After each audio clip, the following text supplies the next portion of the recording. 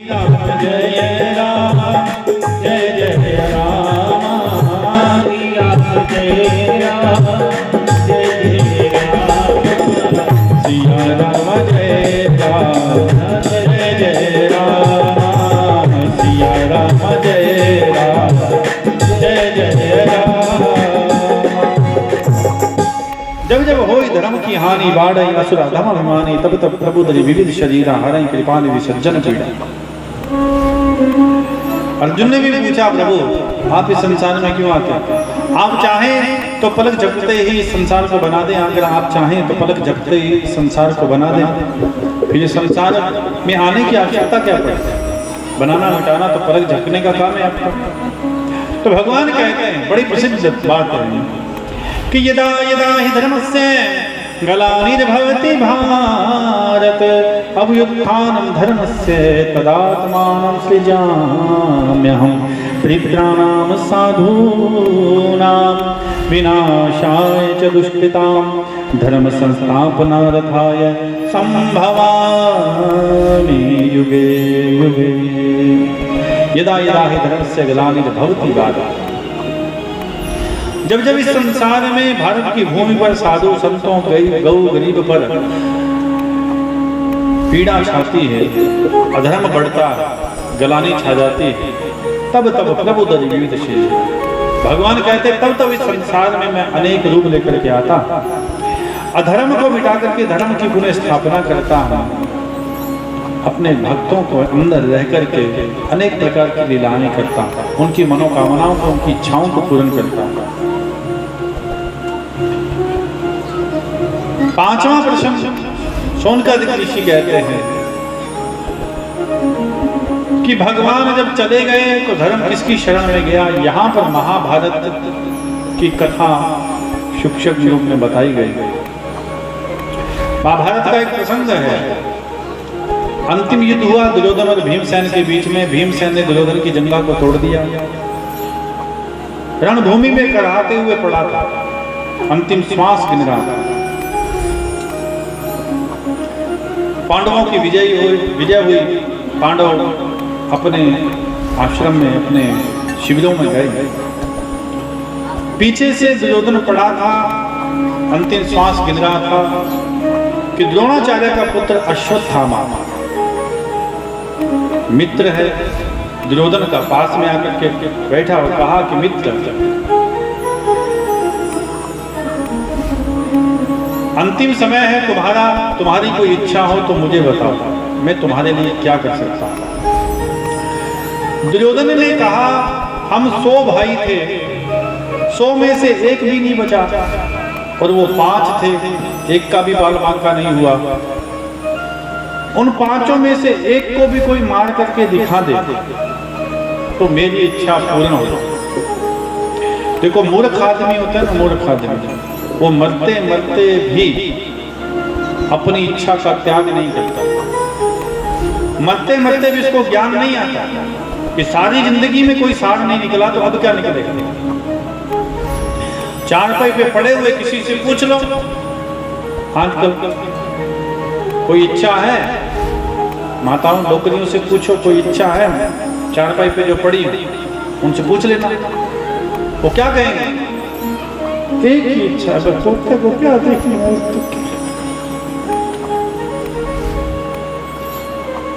नहीं? इतने ब्याह अटेंड कर लिए, अभी भी पोते पोते का ब्याह बाकी है। इच्छाएं कभी पूरी नहीं होती। चाह गई चिंता गई और मनवा बेपरवाह, जिनको कछु ना चाहिए वो शाहों के शाह। अच्छा चाहारी चोरी सो नीचम से नीच, तू तो पूर्ण ब्रह्म था, पूर्ण ब्रह्म था। और चक्कर क्या पड़ गया? बोले चाहत ना होती बीच, अगर चाहत बीच में नहीं होती ना तो ये जीव पूर्ण ब्रह्म का रूप नर ही नर। इच्छाएं डूबती हैं। दुर्योधन देख भी लिया कि 100 के 100 निकल गए, 23 अक्षौणी सेना मारी गई, 100 भाई भी नहीं रहे, वो भी मर रहा, लेकिन मरते मरते भी ये इच्छा है। क्यों? मूर्ख आदमी जो होता है वो कभी भी अपनी मूर्खता त्यागता नहीं, मर जाएगा मूर्खता नहीं त्यागेगा। ये तो वो बात हो गई कि पयापानम भुजंगानाम केवल विश्ववर्धनम उपदेशो ही मूर्खानाम प्रकोपाय न शांति। सांप को दूध पिलाते जाओ तो उसका विष कम नहीं होता, बढ़ता जाता है। उसी प्रकार मूर्ख को कितना भी ज्ञान दो, उसको ज्ञान तो नहीं मिलेगा, उसकी मूर्खता जो है वो और ज्यादा बढ़ती जाती है। अश्वत्थामा ने कहा कि मित्र, अब देखो मूर्ख के साथ में मूर्ख ही तो मिलता है, जैसा करो संग वैसा चढ़ता है रंग। ज्ञानी से ज्ञानी मिले तो करे ज्ञान की बात, और मूर्ख से मूर्ख मिले तो का मुक्की का लात।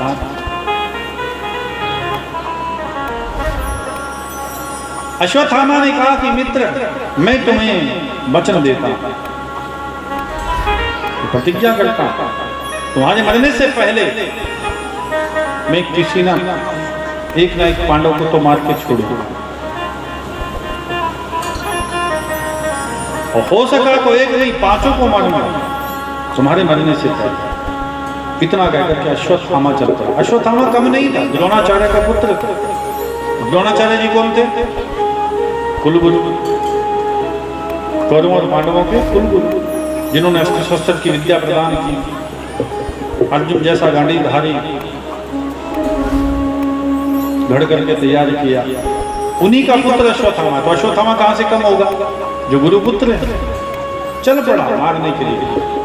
रास्ते में विचार किया कि युद्ध करके तो विजय प्राप्त की नहीं जा सकती। अगर युद्ध करके विजय प्राप्त होती तो इतने लोग थोड़ी ना मरते।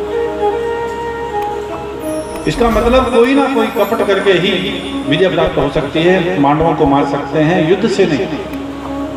तो उसने सोचा अभी मैं नहीं जाऊंगा, रात्रि काल को जाऊंगा और उलूक विद्या से उनको मारूंगा। उलूक विद्या किसे कहते हैं? एक पेड़ के ऊपर 100 कौवे बैठे हैं, रात्रि काल का समय हो, तो एक उल्लू उनके ऊपर भारी पड़ता है। 100 कौवे हैं, मार सकते हैं एक उल्लू को, लेकिन एक उल्लू 100 कौवों पर भारी पड़ता है रात को। कारण ये है कि उल्लू को रात को दिखता है और कौवों को दिखता नहीं। तो रात्रि काल को वो गया, और इधर से 5 पांडव शिविर में सोने की तैयारी में थे कि भगवान श्री कृष्ण ने बहाना बनाया, उन्हें घुमाने के लिए ले गए कि दूसरे शिविरों में देख करके आए दूसरे सैनिक कैसे आराम से सो रहे हैं, किसी को तकलीफ है कि नहीं। ये बहाना बना करके ले गए, और उनकी जगह उनके 5 पुत्र सो रहे थे पांडवों के। रात को पता चला नहीं, नंगी तलवार लिए हुए शिविर में घुस गया और बोलने का मौका भी नहीं दिया, और एक एक करके महाराज का गर्दन काट दिया। पांडव जान कर उनके मस्तक लेकर के वहां से दौड़ा। पास के शिविर में द्रौपदी थी, उसको आवाज आई तो वो दौड़ी, तो अश्वत्थामा जाता हुआ दिखाई दिया, हाथ में कुछ है। रात्रि काल का था, ठीक ढंग से दिखा नहीं, लेकिन जैसे शिविर में प्रवेश किया तो शिविर में जाकर के क्या देखा कि धड़ पड़े हैं, सिर नहीं है, 5 के 5 पुत्र मारे हुए पड़े हैं, और रक्त रंजित पूरा का पूरा शिविर रक्त बह रहा है। मैया छाती पीटने लगी। आवाज सुनकर के पास के शिविर के जितने भी लोग थे इकट्ठे हुए।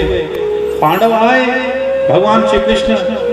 पांडवों ने जैसे ही देखा तो उसमें से अर्जुन इतने क्रोध से भर गए कि अर्जुन ने रोते बिलखते हुए देख द्रौपदी से कह दिया, हे द्रौपदी, हे पंचाली, मैं तेरे आंसू अभी नहीं पहुंचूंगा जब तक तुम्हारे पुत्र हंता को लाकर के तुम्हारे सन्मुख नहीं खड़ा कर देता, तब तक तुम्हारे आंसू नहीं पहुंचूंगा।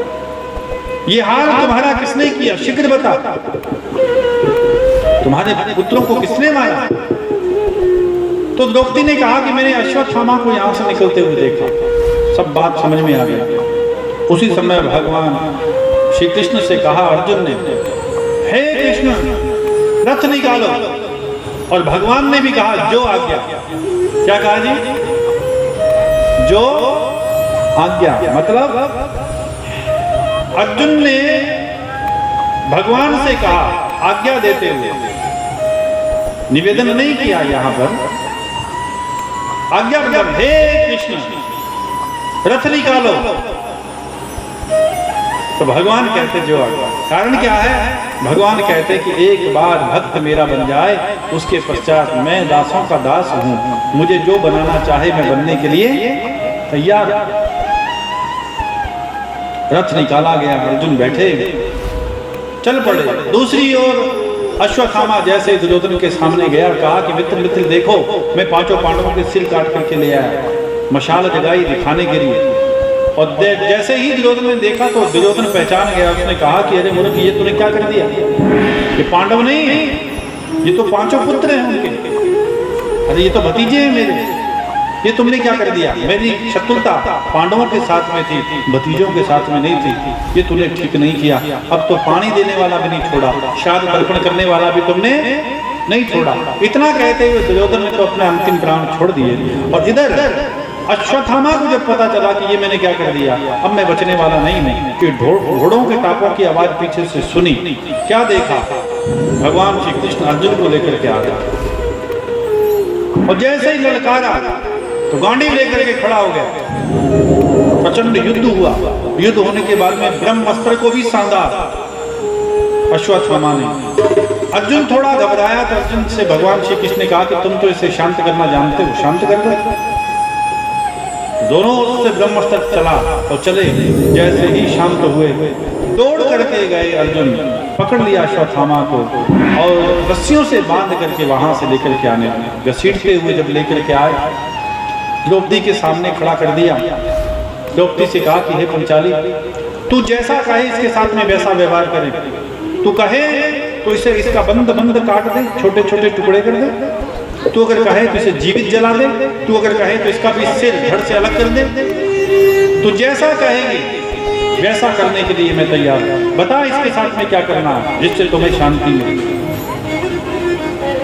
द्रौपदी ने देखा, द्रौपदी ने देख करके कुछ देर के लिए शांत मुद्रा में बैठी, आंखों से टप टप आंसू बह रहे हैं। देख रही है अश्वत्थामा, और अश्वत्थामा को देखते देखते ही द्रौपदी ने कह दिया मुच्यता मुच्यता, मतलब छोड़ दो। और इसे छोड़ दे, ये तुम क्या कह रही है? बोले मुच्यता नित्राम गुरु, ये कोई और नहीं है, ये गुरु पुत्र है, और इसे मारने से मेरे पुत्र तो पुनः मुझे मिलेंगे नहीं, या जीवित हो जाएंगे नहीं, लेकिन इसे मारने से आपको गुरु का दोष लग जाएगा।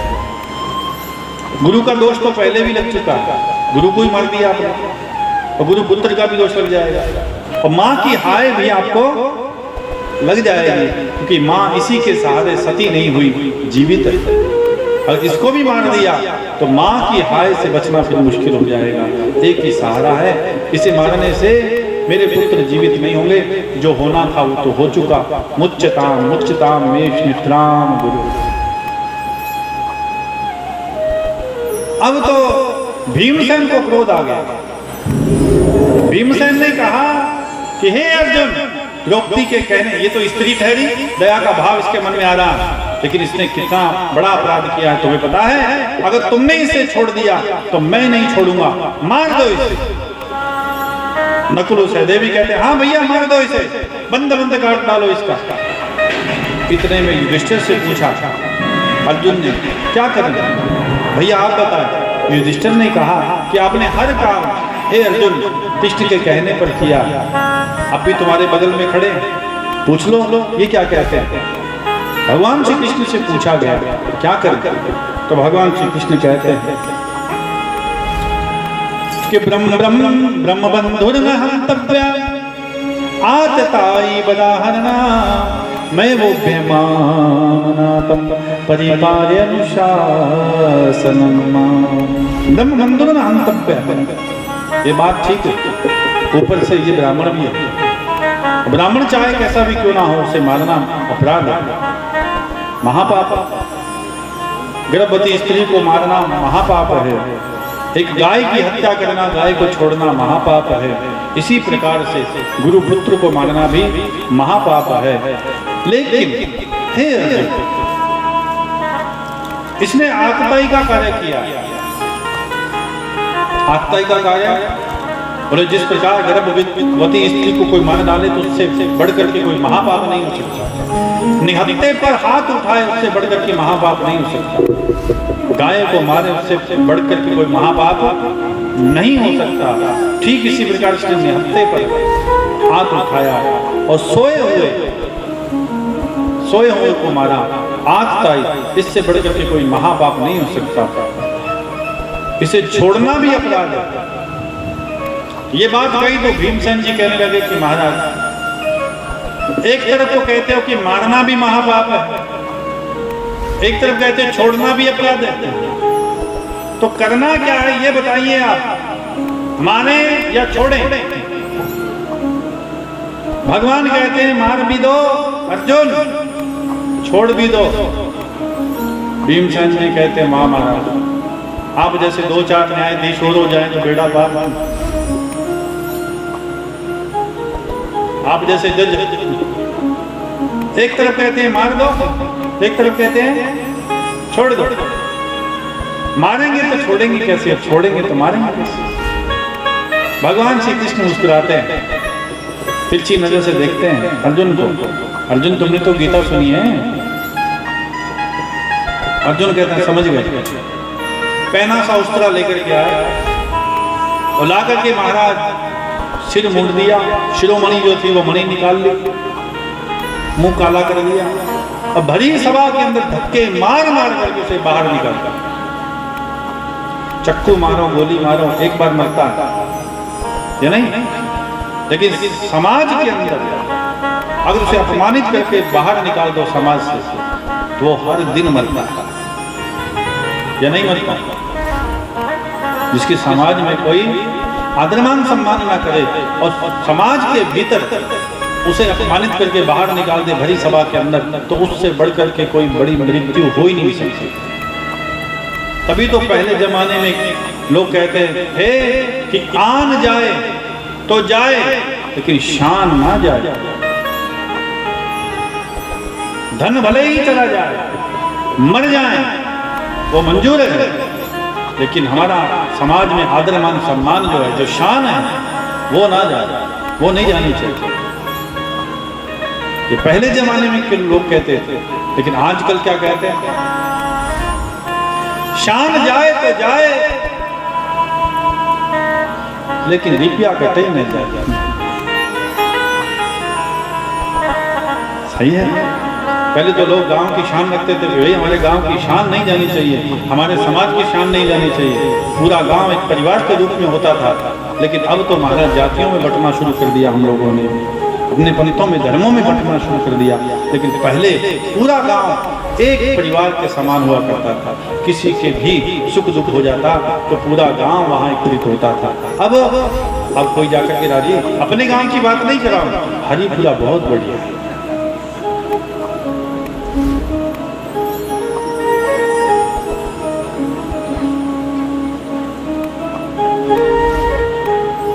होना यही चाहिए कि आन भले जाए लेकिन शान ना जाए। तो जीना जीना है, नहीं तो वो तो जीवित मुद्दे के समान है, जिसकी समाज में, गांव में, नगर में किसी प्रकार की कोई प्रतिष्ठा नहीं, कोई राम राम ही नहीं करता, कोई पूछता ही नहीं। तो कोशिश यही करो कि हम अपने गांव की, नगर की, समाज की, पंथ की, धर्म की सदैव शान बनाए रखें। और अगर शान नहीं बना सकते तो उजाड़े भी नहीं बना सकते तो उजाड़ने की भी कोशिश न करें। इतनी कोशिश करें, इतनी कृपा करें, हो सके तो हमारे समाज में 4 चांद लगे, हमारे नगर को 4 चांद लगे, ऐसा काम करें। आप लोग तो कर भी रहे हैं, कहने की बात नहीं है, कर भी रहे हैं। 2 साल से ये हो भी रहा है। अब पूरे आपकी चर्चा में हर जगह करता, हर जगह जहां कहीं भी कोई बात चलती है तो हरिपुरा की बात आती है। और अब तो हमारे नगर में प्रवेश करते हैं, आपकी मंडली, आपके गांव की मंडली जब नगर में प्रवेश करती है तो लोग पहचानते हैं, अरे हरिपुरा से आए हैं, ये तो दूर से पहचाने जाते हैं, ये तो हरिपुरा से आए। तो कितना आनंद लगता है, ऐसा लगता है जैसे अपने परिवार की कोई बात करता है। तो होना यही चाहिए। कुछ नहीं लगता धर्म के कार्य में, कुछ नहीं लगता भाई। जितने पैसे डॉक्टरों को देते हैं ना, और जितने पैसे नशे में उगाड़ देते हैं लोग, उसका 10वां हिस्सा भी नहीं लगता। क्या लगाते हैं लोग? बीड़ी पीते हैं। मैंने पहले भी एक बार गिनवाया था, बहुत से लोग बीड़ी पीते हैं। और हरिपुरा में कितने लोग बीड़ी पीते होंगे? बोलो। लगभग 75%। गांव की आबादी कितनी है? हाँ? कितने लोग हैं? कितने घर हैं यहाँ पे? अडल्ट 2000। तो चलो अपने ये मानते हैं कि 100 आदमी बीड़ी पीते हैं। कितने? 100 आदमी। और 100 आदमी बीड़ी पीते हैं तो एक बीड़ी का बंडल कितने में आता है? 20 रुपए। पीता नहीं हूं, पता है।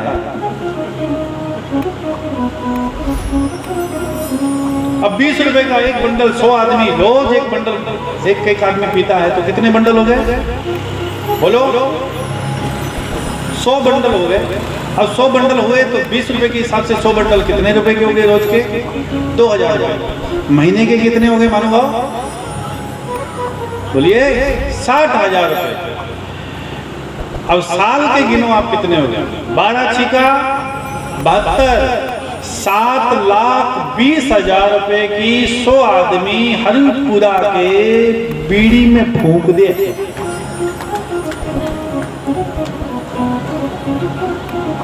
7,20,000 100 आदमी। 100 आदमी तो 100 ही गिने, बाकी थे गिनती गिरा है। कई तो बे वाला भी है। हाँ हर बांगे तो 100 कम मतलब ही बोली 200-250 तो कम जने जा चलता है तो 100-200 रुपये रोज। हाँ तीसरा बे है तो ओके आगे 100 है मन जान जान। अच्छा वाह पक्की वाला बा बोले पक्की वाला पोस्ट की तो टोटल अमाउंट लगाओ। मतलब ये है कि 40 से 50 लाख रुपए से ऊपर हरिपुरा गांव नशे में जड़ता है। 40 से 50 लाख। मैंने सीधा बताया 100 आदमी 7 लाख रुपए की बीड़ी पीते हैं और ये हमारी कमेटी वाले सदस्य ढूंढ रहे हैं कि कोई दानदाता मिल जाए। बोले गुरु जी 1.5 लाख रुपए सामान वाले पूरा कोई हो रहा 7 लाख की बीड़ी फूकने वाला 1.5 लाख रुपए पूरे नहीं हो रहे गांव में। ये शर्म की बात है हमारे लिए, हंसने की बात नहीं है। उसमें तो हम इतना पैसा लगा रहे हैं। एक आदमी 20 रुपए की 7,200 रुपए की बीड़ी पी रहा है एक आदमी साल में, तो 7,000 रुपए इसमें दान दे तो कितनी बड़ी बात है। नहीं उसकी शोभा नहीं बढ़ेगी। 18 नंबर भी लगाऊं क्या? हाँ कई जगह है बात सुन गए मन ध्यान है।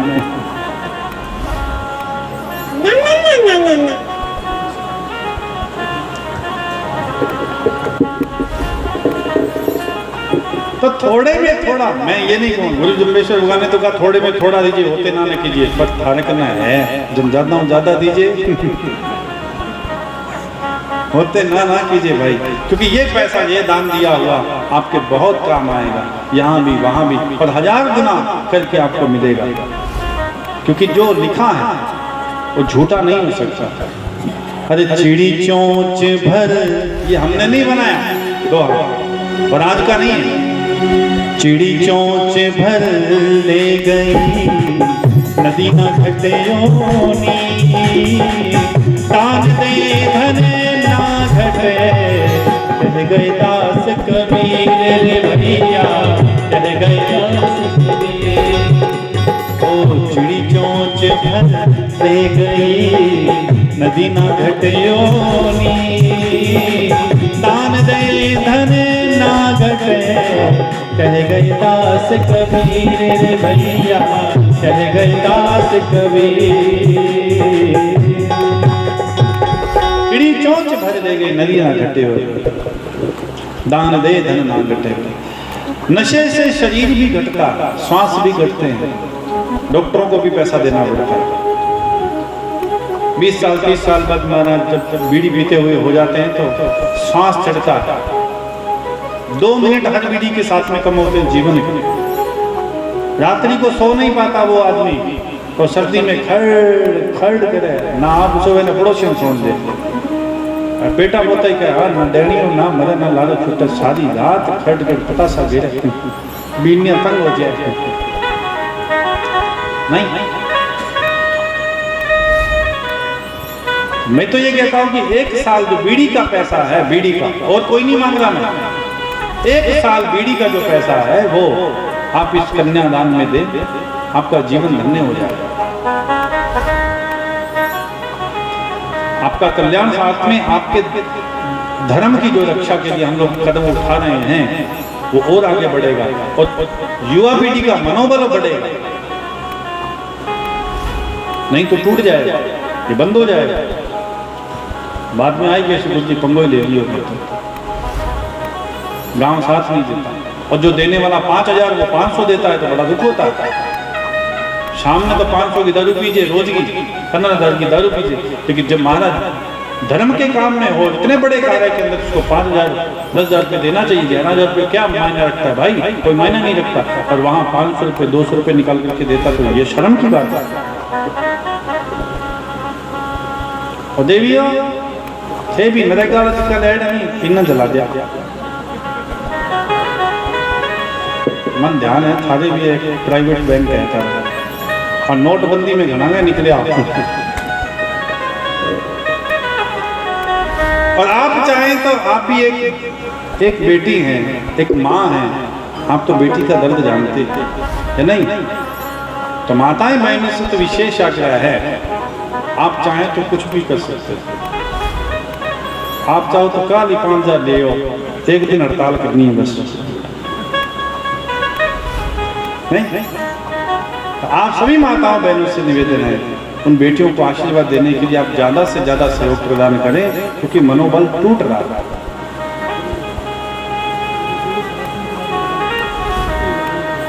आप हड़ताल कर सकते हैं, आप ये कह सकते हैं कि बीड़ी शराब बंद करो, 12 रुपया मन जलाओ।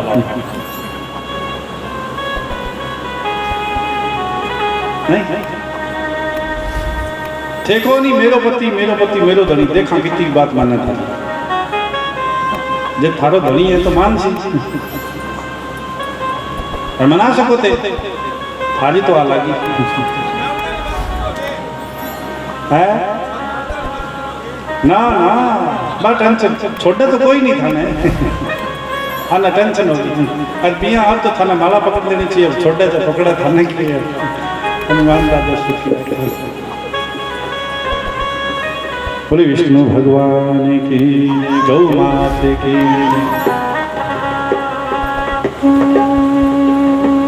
ब्रह्म बंधु नहंतम।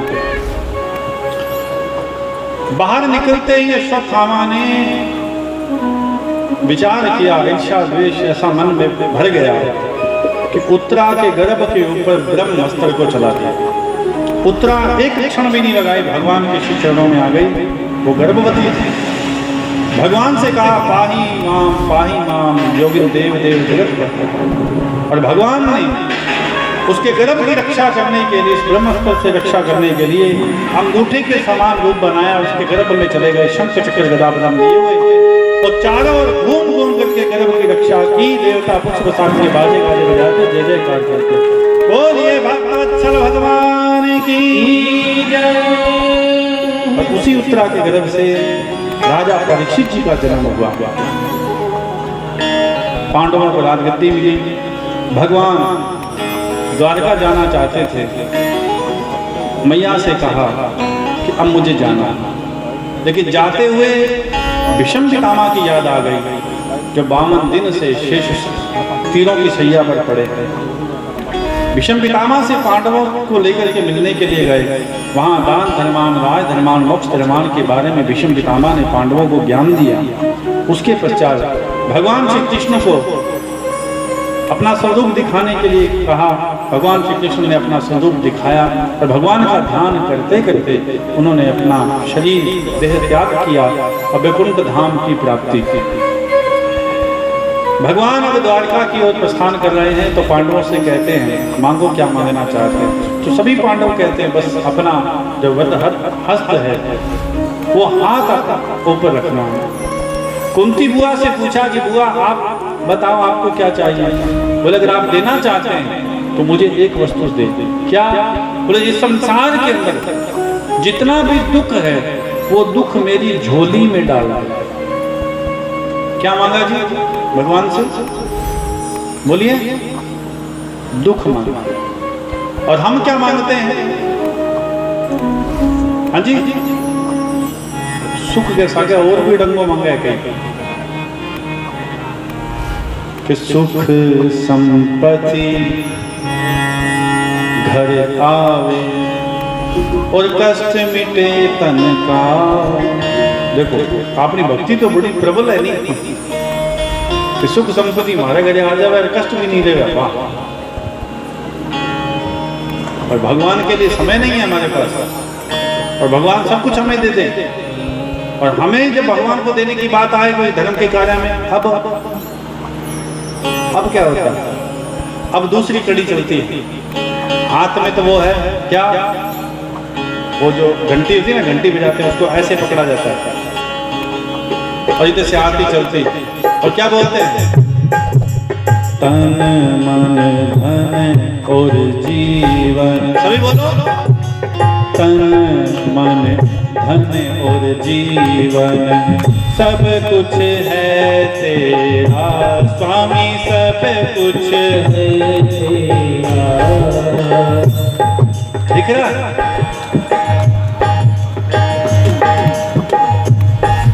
देवा की ध्वनि जैसे सब कुछ तेरा, साथ में उठावा दिखा रहा है। वाह भाई, अद्भुत माया। यहां भगवान सन्मुख खड़े हैं, मैया मांग रही है कि दुख दे दो।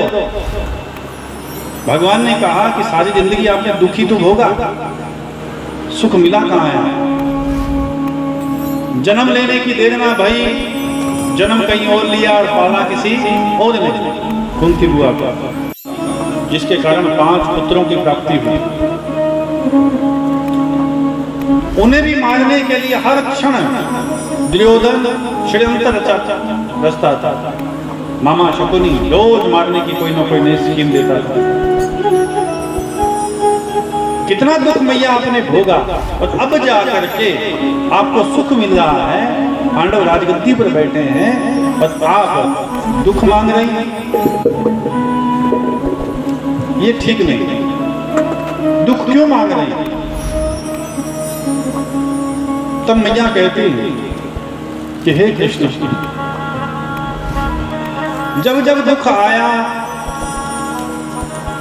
आपने आपको बुलाया तो आप एक क्षण में आए। दुख में हमेशा हमारे साथ में रहे। आपत्ति विपत्ति में इतना साथ दिया आपने। अब सुख आया है तो आप हमें छोड़ करके जा रहे हैं, नहीं? सुख आ गया तो आप हमें छोड़ करके जा रहे हैं। तो ऐसा सुख क्या काम का जिसमें आप बिसर जाएं, आपकी याद बिसर जाए, आपका साथ ना रहे। ऐसा धन और ऐसा सुख हमें नहीं चाहिए। आप कृपा करें कि सुख के माथे सिल पड़े जो हरि हृदय से जाए, और बलिहारी मां दुख ने जो पल पल नाम जपाए। ऐसा सुख हमें क्या क्या करना? इससे बढ़िया तो दुख है। कम से कम आप हमारे साथ में तो थे। इसलिए हमें सुख नहीं दुख चाहिए। भगवान कहते हैं मैया क्षमा करें, मेरे पास में दुख नाम की कोई चीज है ही नहीं। अच्छा एक बात और समझ लें आप, इस संसार में सुख नाम की कोई वस्तु नहीं है और भगवान के धाम में दुख नाम की कोई वस्तु नहीं है। ये समझ। इस संसार में सुख होता तो कोई तो कहता मैं सुखी हूं, कोई तो कहता आपने धन कमा लिया, बहुत बढ़िया बात है। धन की चिंता खत्म हो गई, फैक्ट्री लगा ली, अब तो और ज्यादा धन बढ़ने लगा। आपके बेटे लायक हो गए, बड़े हो गए, उनकी चिंता भी खत्म हो गई। पोते हो गए, उनकी चिंता भी खत्म हो गई। वृद्धा पेंशन भी आने लगी, पैसे की चिंता खत्म। हर चीज से आप चिंता मुक्त हैं, हर वस्तु है आपके पास। लेकिन मुझे ये बताओ, बुढ़ापे की चिंता रहेगी कि नहीं रहेगी? बोलिए। बेमौसा जी तो आसी। अच्छा, बुढ़ापा आएगा तो रोग भी लेके आएगा। टीवी में ऐड चला नहीं, कई चीजें बेचनी हुए हैं कंपनियां, मतलब एक एक 1 गेट बाई 1 फ्री, एक के आगे एक फ्री। तो भगवान भी कहते हैं बुढ़ापे में रोग फ्री। बुढ़ापा तो फ्री है ही है, रोग भी फ्री। कभी गोडा दुखी, कभी मोडा दुखी, कभी माथो दुखी, कभी दिखे को नहीं, कभी दांत टूट गया, पच पच करके रोटी जी माँ के मना से खड़े हुए जन गोडा दर्द हो गया। कई तो खड़ी हुए माता जी काल में सुने, बोले अरे अरे अरे अरे मतलब क्या दर्द होता, दुख है या नहीं? तो दुख संसार में है, शरीर है तो दुख साथ में रहेगा, चाहे थोड़ा हो चाहे ज्यादा हो, थोड़े थोड़े सब दुखी। पर सुखी कौन? बोले सुखी राम का दास। जो राम का दास है वो खड़ा होता है ना, वो ऑर्डर नहीं करता, वो कहता राम राम राम राम राम राम, जाही विधि राखे राम आई विधि रही। सीताराम सीताराम सीताराम। नाथ मैया से कहा कि दुख मेरे पास में नहीं है। इतना कहते हुए मैया ने कहा अगर आप दुख नहीं दे सकते तो आप जहां भी जाएं एक काम करें, मेरा मन भी आप साथ ले जाए। मेरा मन इस संसार में लगे ही ना, हमेशा आपके श्री चरणों में लगा रहे। मुझे पता है आप किसी के भतीजे बनकर के आए, पुत्र बनकर के आए हैं, बेटे बनकर के आए हैं, लेकिन असल में आप साक्षात परमात्मा हैं। तो मेरा मन सदैव आप में लगा रहे, इतनी कृपा करना। जैसे नदी जल की धारा अपने प्राण धन प्रियतम सागर से मिले बगैर कभी टूटती नहीं, छूटती नहीं, उसी प्रकार मेरा मन सदैव आप में लगा रहे। वही आत्मा जब तक आपसे ना मिले तब तक मेरा ध्यान कहीं छूटे नहीं, टूटे नहीं। भगवान मुस्कुराते हैं तो कहते हैं कि मैया आज के पश्चात आपका तन तो यहाँ रहेगा, लेकिन मन हमेशा मेरे पास रहेगा। इतना कहते हुए चले गए और अर्जुन छोड़ने के लिए गए।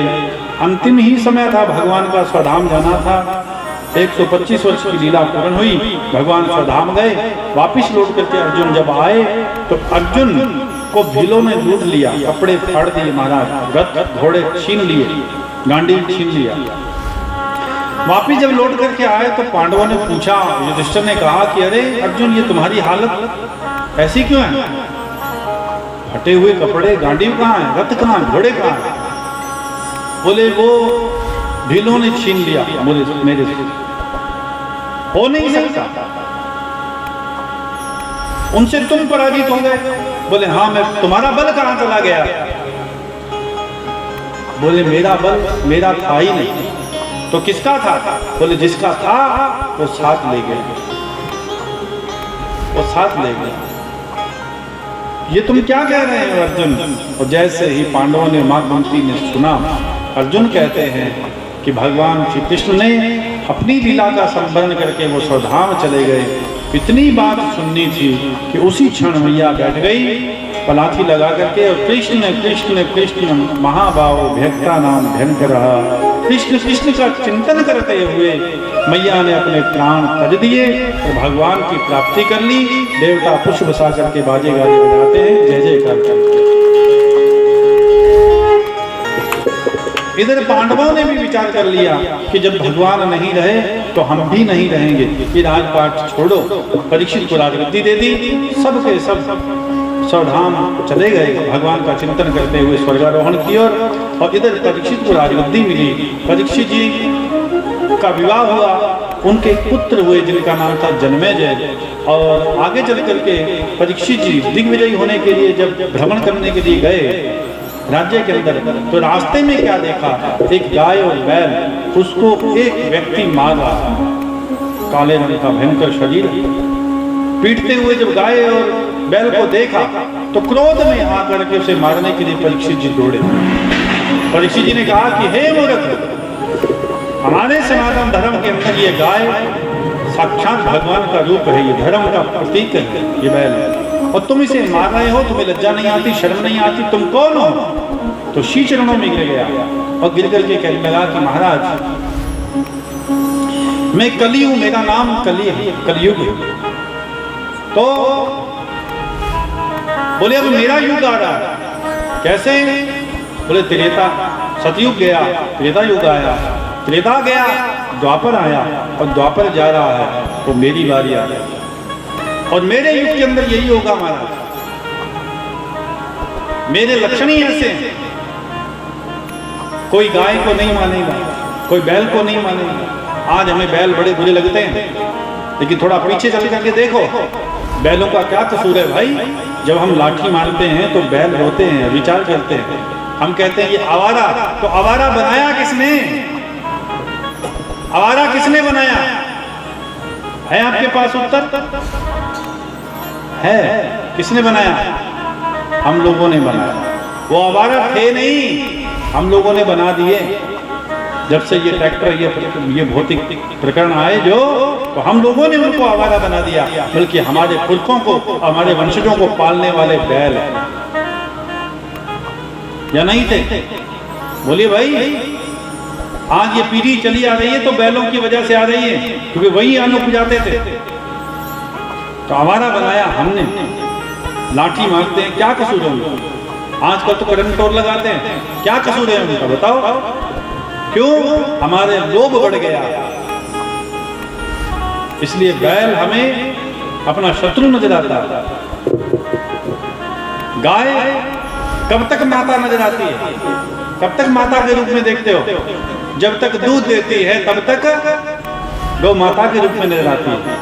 और हम लोग पुकारते हैं, जय जयकार करते हैं प्रेम से, भाव से। क्या बोलते हैं? गौ माता की, दोनों हाथ ऊपर करके बोलो, गौ माता की, गौ माता की, गौ माता की। हाँ जय, जब दूध दिया जब जय। जी दूध देना बंद कर दिया, कुंटा खोल दे, बोले बोई जय। पाची आंती थी के जन लट लेके सामने रे, बिया गौ माता की जय।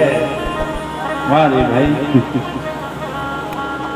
बूढ़ की एक बात बताओ, दूध देनी बंद कर दे जना वो छोड़ दिया। अबिया माल आ गया, बात थे तो 6 महीने दूध पिया हो, लेकिन बात तो गौ माता था ने सारी जिंदगी दूध पिया हो। बुढ़ापे में अगर अपना टाबर आपने काट देवे जना, किसी की बीता अपने पर विचार करो। नहीं कैसी बीतेगी अपने ऊपर? आज वृद्ध आश्रम खुल रहे हैं और समय आने वाला, बिया बुकिंग चालू रखो। अपना हरिपुरा वाला टाबर ऐसा है कोई नहीं, पर था भी कोई नहीं।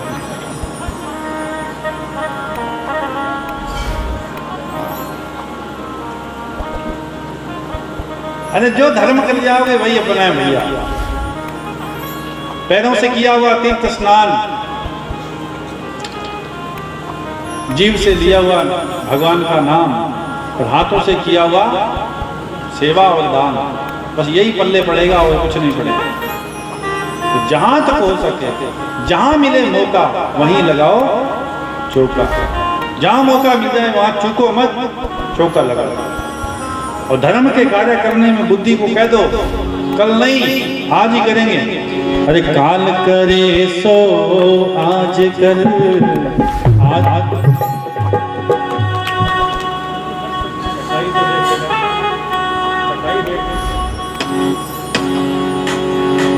काल करे सो आज कर, आज करे सो अब, पल में परने होएगी, फिर करेगा कब भैया, फिर करेगा कब।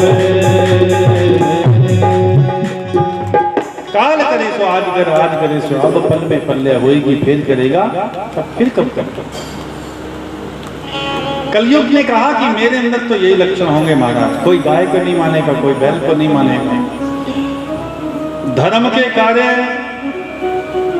सभी को मिथ्या लगने लगेंगे, जुआ सट्टा शराब इत्यादि जो अधर्म के जितने भी कार्य हैं, निंदा है, चुगली है, ईर्ष्या द्वेष, वो सबको बढ़िया लगेंगे, उल्टा होना शुरू हो जाएगा, हो भी रहा है। भाई भाई को नहीं मानेगा, बेटा माँ बाप को नहीं मानेगा, पति और पत्नी का संबंध भी स्वार्थ के साथ में जुड़ा हुआ होगा, और स्वार्थ लाग करें सब प्रीति, सभी स्वार्थ के साथ में एक दूसरे के साथ में जुड़े होंगे, और जैसे स्वार्थ निकल जाएगा वैसे कोई कभी कोई किसी का नहीं बनेगा। जैसे बूढ़े बैल के साथ में किसान प्रेम नहीं करता, छोड़ देता है, उसी प्रकार समय आ रहा है, कलयुग कहता समय ऐसा ला दूंगा कि बूढ़े माँ बाप के साथ में भी कोई प्रेम नहीं होगा। आ भी रहा है, ज्यादा समय नहीं रह गया।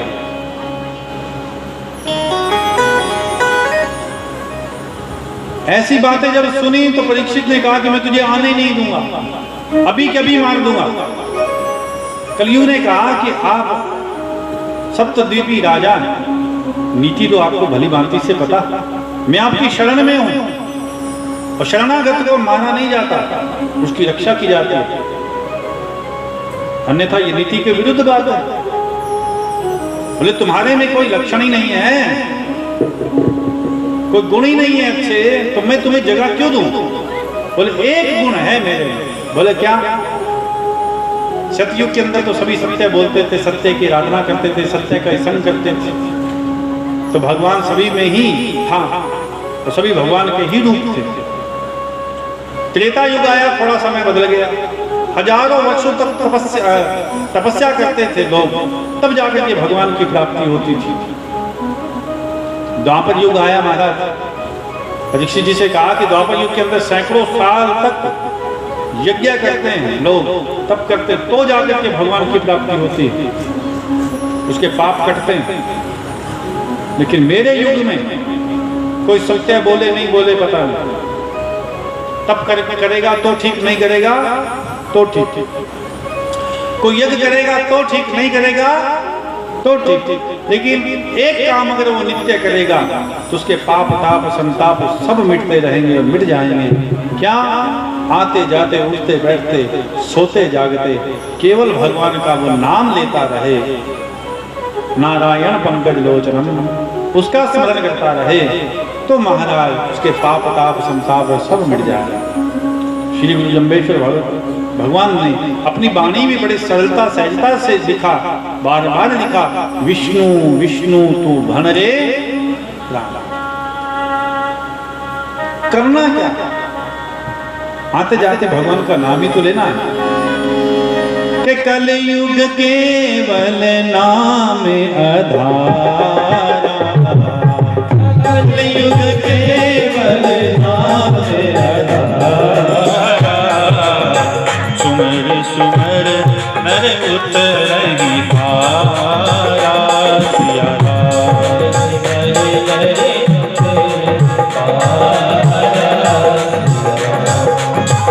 श्री राम जय राम, श्री राम जय राम, जय जय राम, सिया राम जय राम, जय जय राम, सिया राम।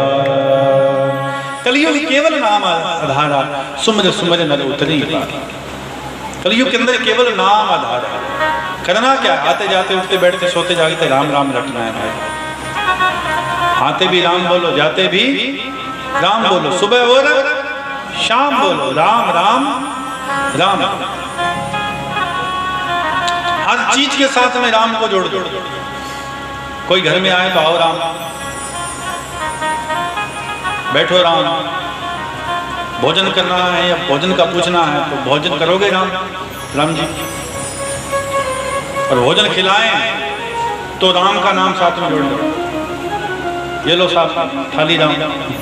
कई आप देखेंगे आश्रमों में, जब वृंदावन जाएं, हरिद्वार जाएं, चित्रकूट जाएं, अयोध्या जाएं, तो वो क्या ये नहीं कहेंगे ले थाली ले ले अपने, ऐसे नहीं बोलते।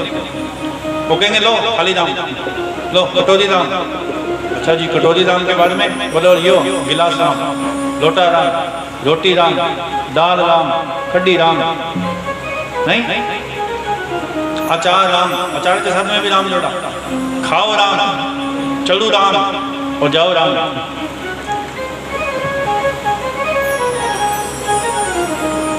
सभी के साथ साथ झाड़ू के साथ में झाड़ू राम जी लेके आओ, बोलो झाड़ू के साथ में भी राम। अरे जोड़ने में लगता क्या है, हर चीज में राम जी को जोड़ नहीं, आते जाते उठते बैठते सोते। अब ये नहीं कहना कोई खड़ा हो तो हड़े मत जा, नहीं राम राम राम राम राम राम कहते खड़े हो।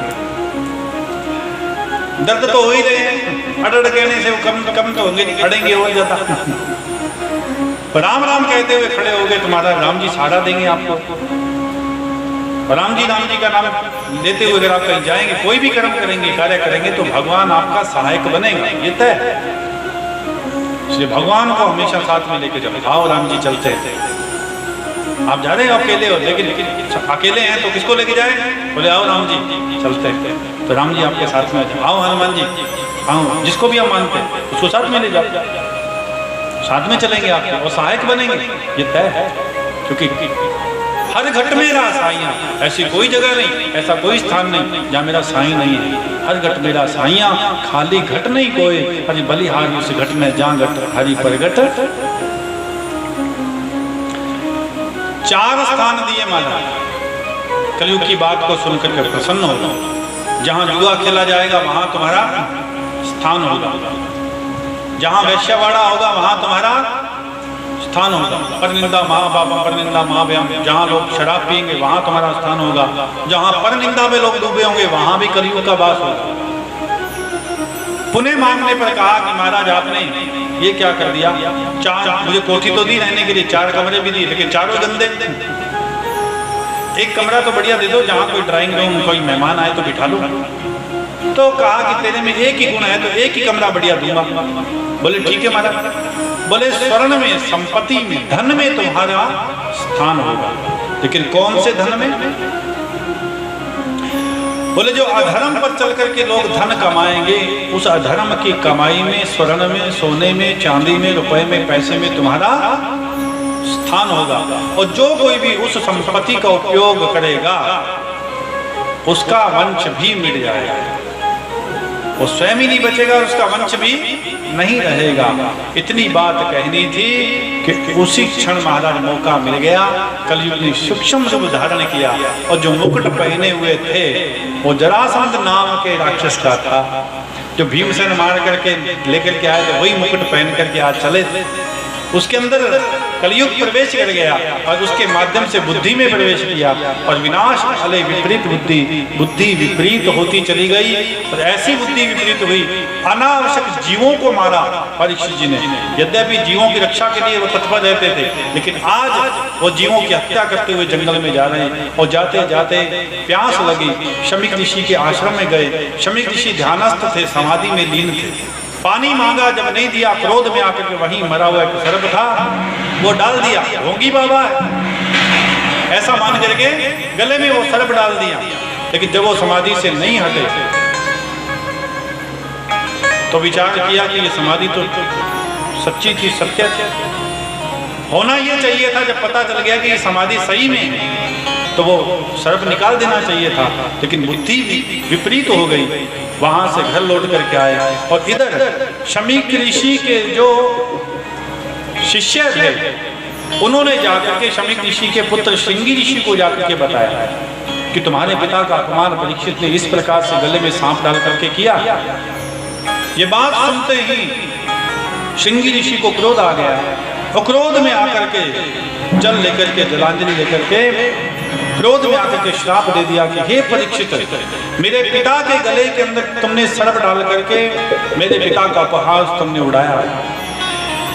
ब्राह्मणों के तपोबल के द्वारा तुम अपने राज्य की साथ संभाल कर पाते हो और ब्राह्मणों का ही अपमान करते हो। तो आज एक ब्राह्मण का वज्र भी देख ले।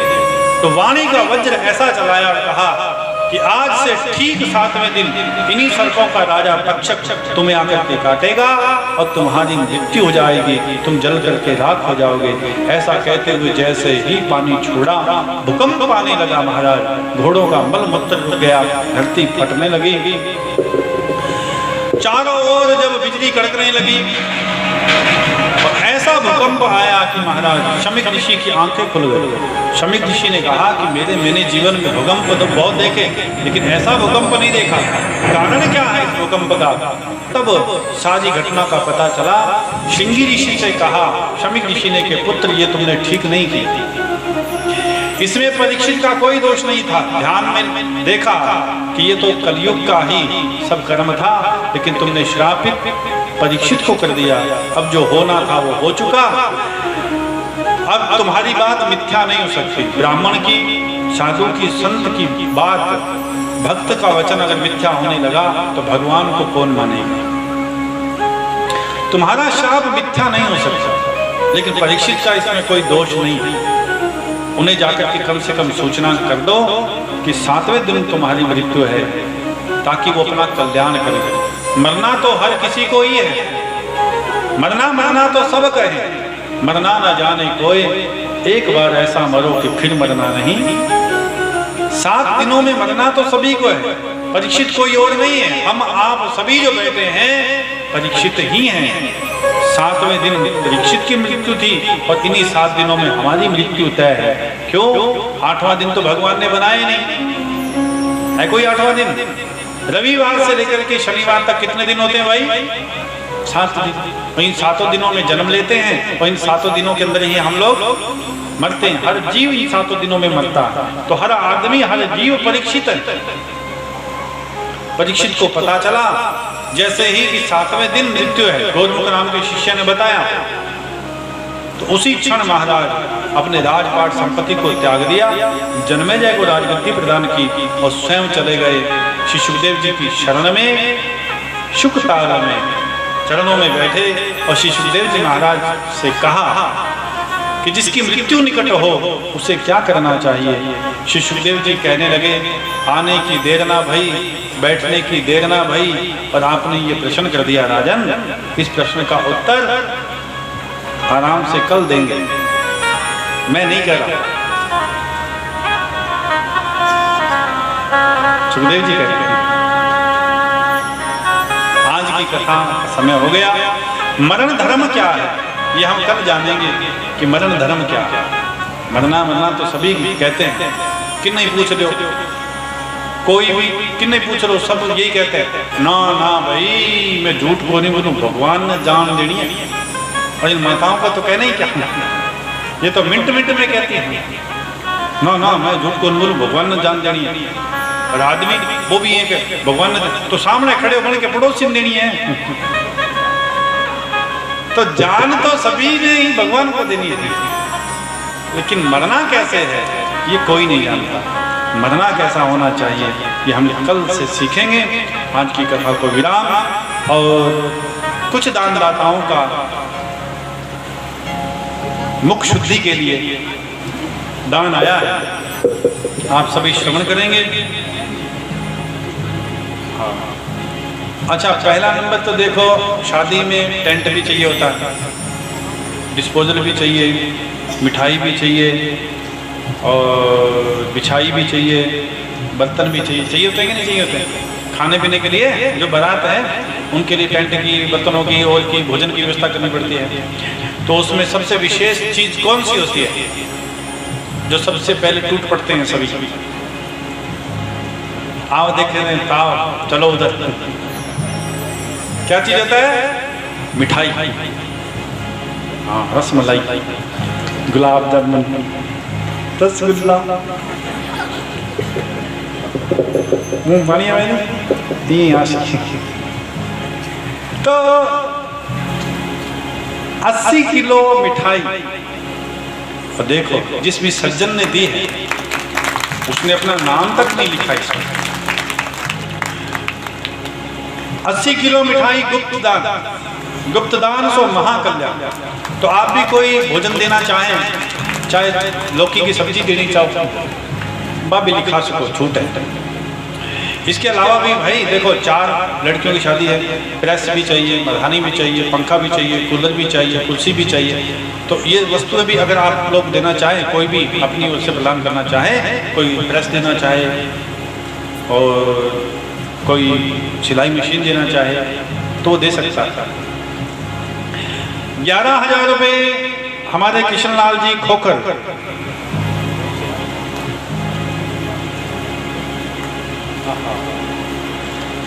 मैं तो भोजन किया हुआ भूल गया किशन जी का। 11,000 रुपये किशन लाल जी खोकर जी की ओर से है, ठोको ताली।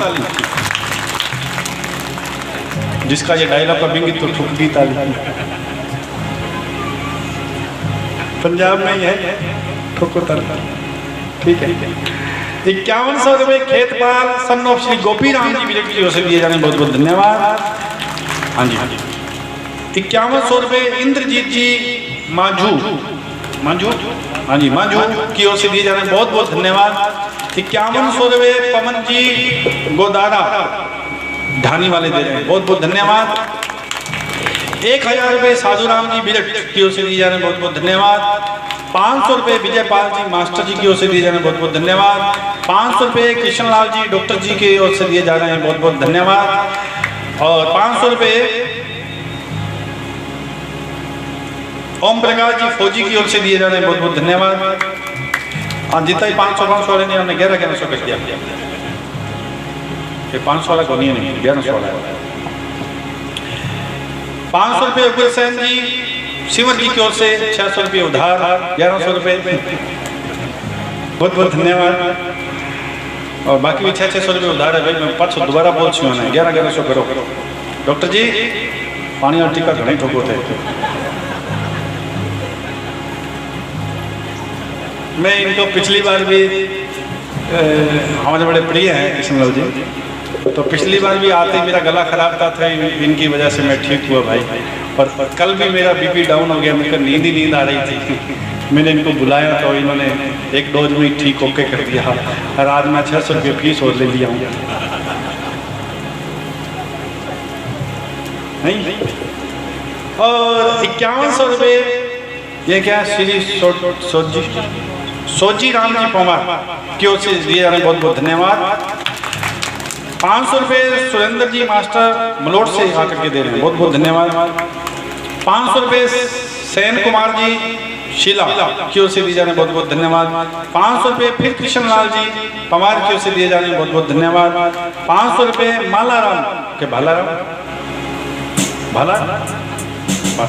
एक बात और बताऊं भाई था, कोई गलतियों की वो नाम अगर गलत बोली भी जाए है नहीं तो थे 2100 रुपये देके पाचा सही क्लास को हाँ छूट है। क्यों? थारा आधार कार्ड गलत हो 70 रुपये कौन दिया थे बताओ, तो 8 भी नाम गलत हो रही देना थे 21 रुपये दे सही कराओ। तो 500 रुपये भालाराम जी इंदलिया की ओर से दिए जा रहे हैं, बहुत बहुत धन्यवाद। 500 रुपये सोनू वर्मा की ओर से दिए जा रहे हैं। 500 रुपये रामस्वरूप जी शर्मा जी की ओर से दिए जा रहे हैं, बहुत बहुत धन्यवाद। 500 रुपये 600 रुपये भाई गुप्पत दान। 1100 रुपये राम कुमार जी मेंबर की ओर से दिए जा रहे हैं, बहुत बहुत धन्यवाद। 2100 रुपये रामस्वरूप जी भादू सरपंच जी की ओर से दिए जा रहे हैं, बहुत बहुत धन्यवाद। खोखो ताली टिका के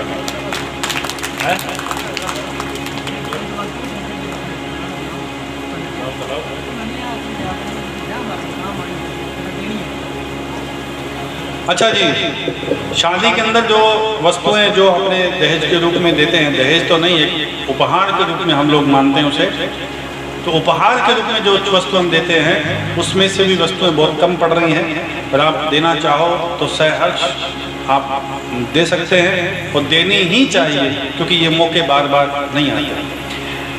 5 तो जो कोल्ड ड्रिंक पिएंगे ना, कोल्ड ड्रिंक तो 5-4 पेटी बाद कोल्ड ड्रिंक की लाग जाएगी। हमारे समय 6 लाख से कहते हैं नहीं, तो कोई कोल्ड ड्रिंक देना चाहे, ठंडा नींबू पानी शरबत इत्यादि देना चाहे तो वो दे सकता है।